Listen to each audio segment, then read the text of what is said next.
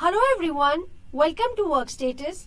In this video, we are going to tell you the information on the defined break settings.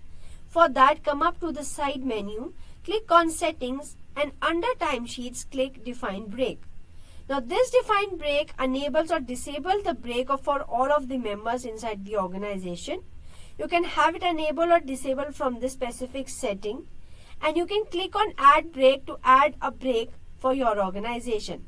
Once you are done, it is going to show in the listing like this, where you can just change the status by enabling or disabling. Once you do this, you get a confirmation pop up to if you want to proceed further. If you click on yes, it gets saved. You can click on the three dots here to edit the type of break time that you have added. Now this impact is going to show you on your desktop application where you get an option to add a break. Now this list of breaks that you have added here is going to show in a listing there. You can click on that and then you can go for a break.